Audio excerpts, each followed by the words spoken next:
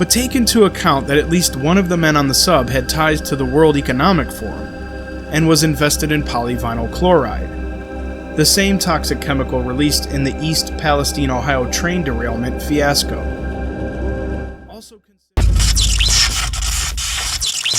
Deepest condolences extended to everyone affected by this tragedy. If we've learned anything over these last few years, it's that there's more to the story than what's being reported. Please comment and share any updates in the comments section as the news surrounding this disaster continues to evolve. While many believe that the Titan Submersible story gobbling up the news cycle is nothing more than a distraction from the Hunter Biden sweetheart plea deal, or the James O'Keefe BlackRock bombshell, or both, let's meet the 5 billionaires who risked and ultimately lost their lives exploring the wreckage of the Titanic.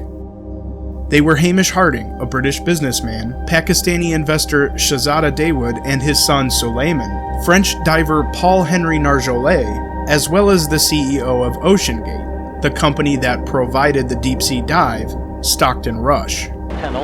According to at least one news source, Harding, an astronaut alongside Buzz Aldrin in the NASA Blue Origin mission, and the chairman of Action Aviation, is most notable for breaking the record for the fastest flight around Earth's north and south poles in 2019. Shahzada Dawood was involved in companies having to do with fertilizer, food, and energy, and also served on the board of SETI, also known as the Search for Extraterrestrial Intelligence. And Paul-Henri Nargeolet headed the EM Group, an entertainment company dedicated to providing virtual experiences and preserving accepted historical narrative. At first glance, it seems pretty straightforward. A billionaire's night out. Nothing more, nothing less. But take into account that at least one of the men on the sub had ties to the World Economic Forum and was invested in polyvinyl chloride, the same toxic chemical released in the East Palestine, Ohio train derailment fiasco. Also consider the most recent NASA symposium, in which slow drip information exercises are being conducted on grounds to fully disclose alien life to the public, so as not to cause panic. Additionally, OceanGate has made headlines for refusing to hire experienced personnel on the grounds they're all white men.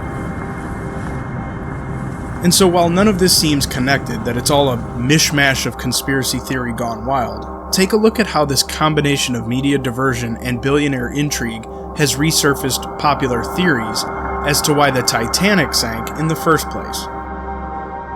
It has to do with the Federal Reserve banking system.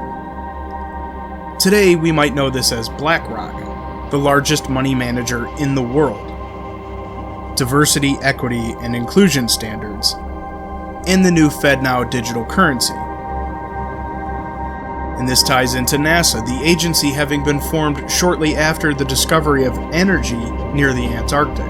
All public travel is actually banned by a 12-nation treaty signed thereafter this discovery, and uses a geocentric image of the Earth as its logo. While you may scoff at flat Earth proponents, they are following the same model that every single ancient civilization accepted as truth, and believe that if we're to accept one inerrancy in our human history as fact, then we're all being denied truth. The same goes for Project Bluebeam and those who would say that the government has long been devising plans of a faked alien invasion to usher in a one-world government. I occasionally think how quickly our differences worldwide would vanish if we were facing an alien threat from outside this world. So this report asks, are there any reasonable connections between OceanGate's diversity, equity, and inclusion standards as defined by BlackRock? How about the NASA astronaut who died in the sub along with a virtual reality entrepreneur and another billionaire on the board of SETI? And one last thing, it's being reported by some outlets that the United States declined any help in tracking and recovering the submersible. Are we being lied to? This is James Anthony,